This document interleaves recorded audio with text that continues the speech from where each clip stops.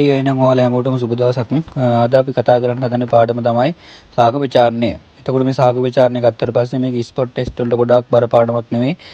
මේක ගොඩාක් බර වෙන්නේ මොකටද? ප්‍රැක්ටිකල් වලට තමයි මේ පාඩමෙන් ගොඩාක් ප්‍රශ්න ඇහෙන්නේ. ඒ කියන්නේ මේක ස්ථානීය පරීක්ෂණ ගොඩක් දෙන්න පුළුවන් බද්ධ කිරීම එක්ක ගත්තාට පස්සේ ආන්හින්දා මේ ගොඩාක් ප්‍රැක්ටිකල් වලට තමයි මේකෙන් ප්‍රශ්න ඇහෙන්නේ. එතකොට සාමාන්‍ය ස්පොට් ටෙස්ට් වලට අහන්න පුළුවන් ප්‍රශ්න තමයි මම ටිකක් දාලා තියෙන්නේ. එතකොට ඔයාලට තියලා තියෙන පළවෙනි බද්ධ පිහිය. ඊට අපි දන්නවා මේ බද්ධ පිහියක් ගන්න මොකද චාකයක් බද්ධ කරද්දී ග්‍රාහකේ හරි අනුජේ හරි පොතු වලයක් ඉවත් කරන්න. එතකොට ඔයාලා දැනගන්න ඕනේ ග්‍රාහකයෙකු අනුජයෙකු කියන්නේ මොකක්ද කියලා. එතකොට ග්‍රාහකය කියනවත් මොකක්ද අර ශාකය මොකක්ද අර පසට සව් වෙන පැත්ත මූල මණ්ඩලයේ තියෙන පැත්ත අපි කියනවා ග්‍රාහකය. එතකොට ඒකට අර සම්බන්ධ කරන පිටින් ගන්න එක්කෙනා අපි අනුජය කියලා. එතකොට ග්‍රාහකයා අනුජය තෝරගද්දී අපි සැලකිලිමත් වෙන්න ඕන මොනවාද? මේ වගේ බද්ධ අසංගතියක් පෙන්වන්න බෑ. ඒ කියන්නේ ග්‍රාහකයයි අනුජයයි දෙකම එකම ප්‍රමාණය තියෙනවා. ඊට පස්සේ ග්‍රාහකයෙක් ගත්තට පස්සේ ශක්තිමත් මූල පද්ධතියක් තියෙනවා. අනුජය ගත්තට පස්සේ හොඳින් පළදරු ශාකයක් වෙන්න ඕනේ. මේ වගේ කරුණු ටිකක් තියෙනවා අපි මේකේ සැලකිලි. හරි එතකොට ඔයාලට ඊළඟට හම්බෙන උපකරණය තමයි සෙක්‍රටරිය. එතකොට මේක අපි ගන්නෙ මොකටද? මේ සෙක්‍රටරි කියන එක අපි ගන්නෙත් අර සාමාන්‍ය බද්ධ කිරීම වලට තමයි. එතකොට මේකේ ප්‍රයෝජනය තමයි මේ මොකක්ද අර සාමාන්‍ය මධ්‍යම ප්‍රමාණය අතු තියෙනවනේ ඒවා කෑලි වලට කපා ගන්න එක තමයි මේකේ ප්‍රයෝජනය. අපි ඒක සාමාන්‍ය බද්ධ කිරීම වල ගන්න අතු හොඳට තියුණු පෘෂ්ඨයක් තියෙන හොඳට කපා ගන්නවා. පෘෂ්ඨ වර්ගඵලය වැඩි වෙන්න බෑ. එතකොට මේක අර මුල් ඇදින් ඉක්මනට හොඳට පසේ ගෑවිලා ඒ හින්දා ඒක අපි හොඳ තියුණු උපකරණකින් කපා ගන්නවා. මේ කපා ගැනීම තමයි අපි මේ උපකරණය භාවිතා කරන්නේ. එතකොට ඔයාලට ඊළඟට දීලා තියෙනවා මම පොඩි වීඩියෝ ක්ලිප් එකක්. මේ උපකරණ දෙක භාවිතා කරන හැටි කොහොමද?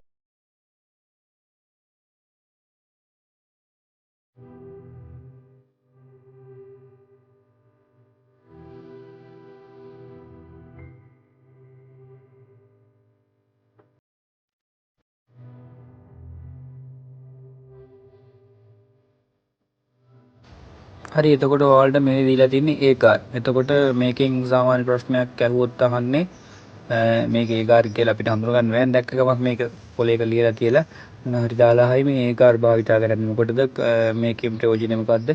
එහෙම කියලා. එතකොට අපි මේක ඒ කාර් අපි භාවිතා කරන්නේ මොකටද? පටක රෝපණයේදී. එතකොට පටක රෝපණයේදී අපි විවිධ ද්‍රව්‍ය භාවිතා කරනවා. එතකොට අපි මේ ඒ කාර් භාවිතා කරනවා පටක රෝපණය මොකද්ද? ජෙල් කාර්යයක් ලෙස මේ අපි ඒ කාර් ගන්නවා. එතකොට මේ කාර් වලින් තියෙන විශේෂකම් ටික ඒ ටික තමයි.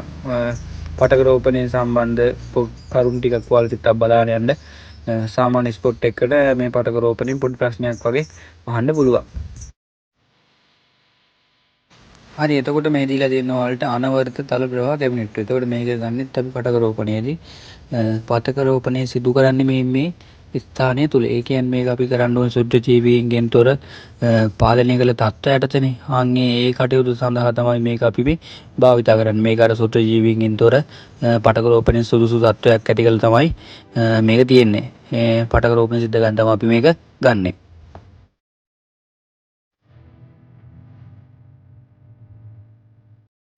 හරි එතකොට ඔයාලට මේ වීඩියෝ ක්ලිප් එකෙන් පේනවා කොහොමද මේ අනවර්ත තල ප්‍රවාහ කැබිනට්ව භාවිතා කරන්නේ මොන වගේ දෙයකටද භාවිතා කරන්න කියලා දල අදහසක් ලබා ගන්න පුළුවන්.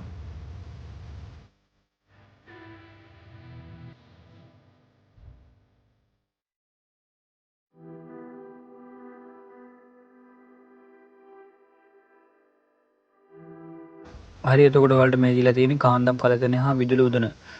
සාමාන්‍ය අපි මේක භාවිතා කරන්නේ මොකක් හරි දෙයක් ද්‍රවණයක් රත් කරමින් ඒක අර මිශ්‍ර කරගන්න තමයි අපි මේක භාවිතා කරන්නේ. මේක සාමාන්‍ය විදුලියට ගැහුවට පස්සේ තමයි ක්‍රියාත්මක වෙන්නේ.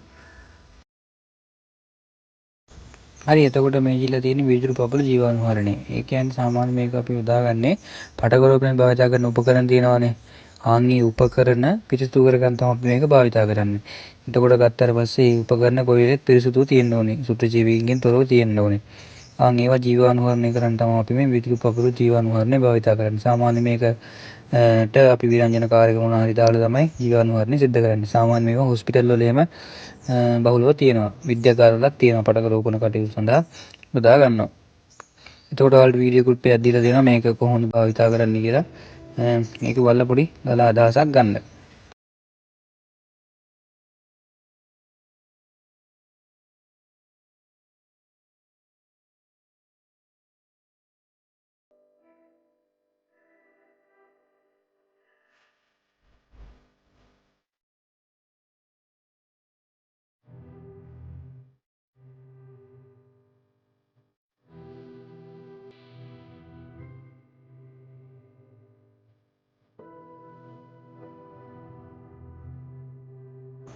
හරි. එතකොට මේ වලට දීලා තියෙන්නේ පීඩන උදුනක්. එතකොට අපි සාමාන්‍ය මේක භාවිතා කරන්නේ ජීවාණුවර්ණ කටයුතු වලටම තමයි. සාමාන්‍ය වගා මාධ්‍යයක් හරි මොකක් හරි ජීවාණුවර්ණී කරගන්න ඕනේ කුණා කියමුකෝ කොහොබත් වගේ දෙයක්. ඒ වගේ දෙයක් මේකට දාලා තමයි අපි ජීවාණුවර්ණී කරන්නේ. ඒ වගේ කටයුත්තකට තමයි අපි මේ පීඩන උදුන් භාවිතා කරන්නේ. හරි දැන් එතකොට ඔයාලට මේ පේන්නේ කොහොමද මේ පීඩන උදුනක් භාවිතා කරලා අපි මොකක් හරි දෙයක් ජීවාණුවර්ණී කරගන්නේ කියලා. එතකොට මේ තියෙන්නේ තේ වගේ ගන්න පීඩන උදුනක්.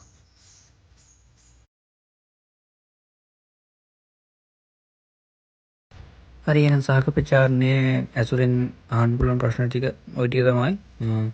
එහෙනම් අපි අලුත් වීඩියෝ එකකින් ආයෙත් තමයි ඔයාලට සුබ දවසක්.